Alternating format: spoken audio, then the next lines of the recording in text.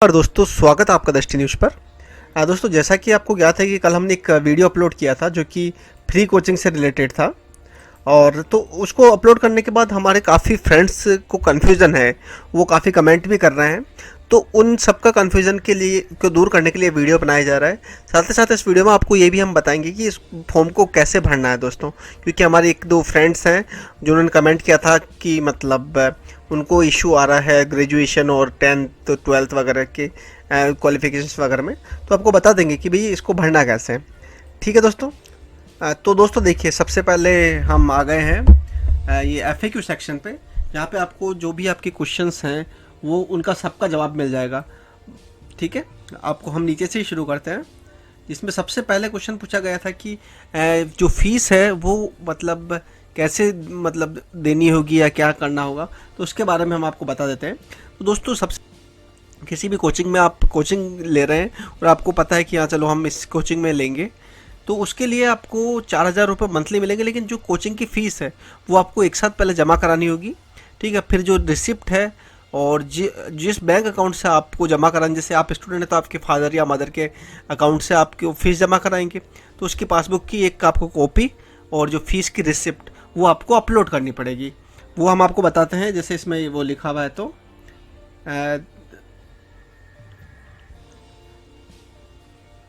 देखिए ये टॉपिक देखिए, what is the amount of scholarship given under the scheme.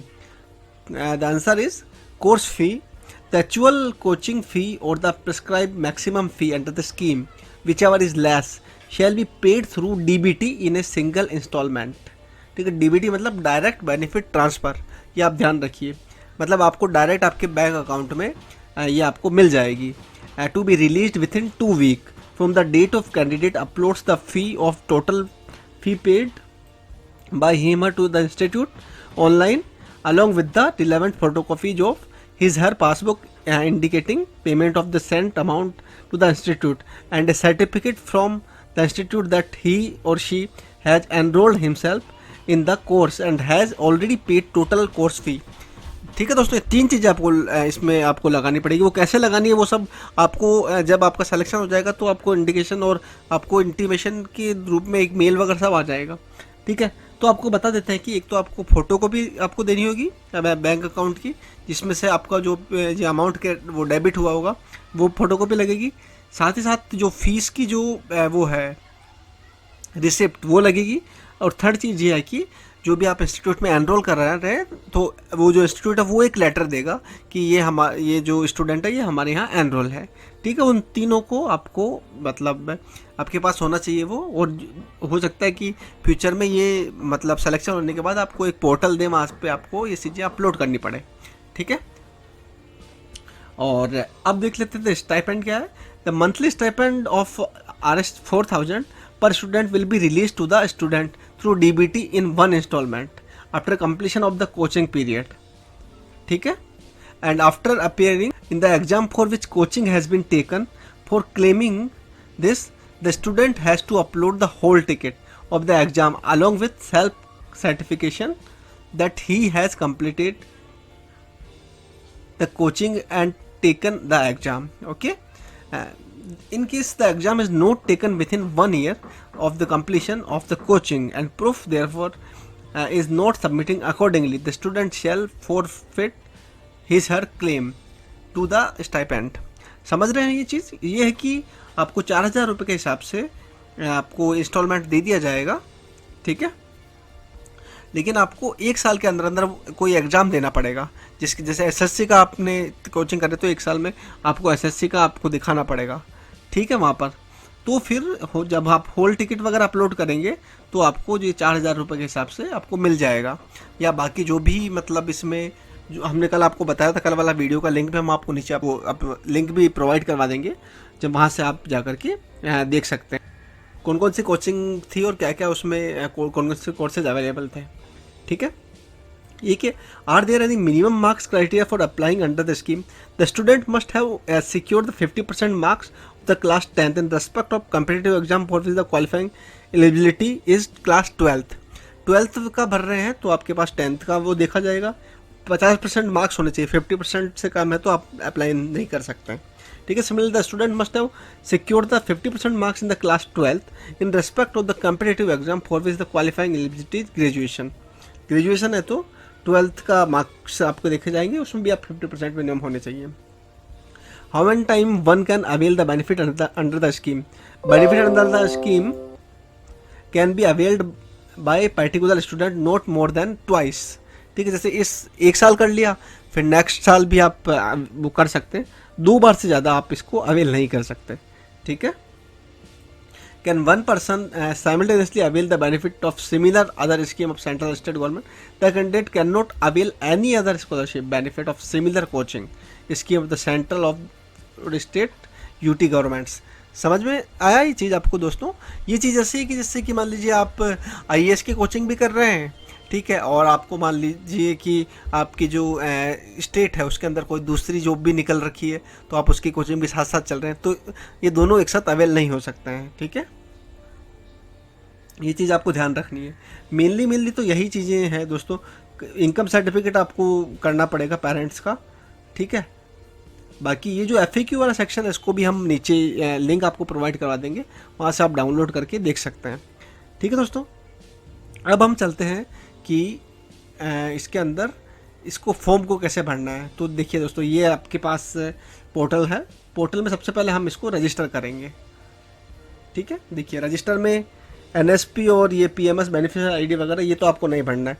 NSP मतलब नेशनल वो कोई स्कॉलरशिप वाली स्कीम हो तो उसके लिए होगा, तो आपको इसमें तो नो ही रहने देना। कैटेगरी में आपको SC या OBC, हम OBC भर लेते हैं। अब देखिए नेम में आप भर देते संजय भर देते हैं, चलो संजय कुमार भर देते हैं। ठीक है, फादर्स नेम में देखिए नरेंद्र कुमार भर देते हैं मान लीजिए। जेंडर मेल है। मोबाइल नंबर आपको जो भी मोबाइल नंबर डालना वो भर दीजिए, जैसे हमने ये डाल दिया है। और ईमेल आईडी कोई भी एक टेस्ट ईमेल आईडी डाल सकते हैं। अभी के लिए केवल ये आपको दिखाने के लिए बनाया जा रहा है दोस्तों, जिससे कि आप कंफ्यूज ना हो। ठीक है,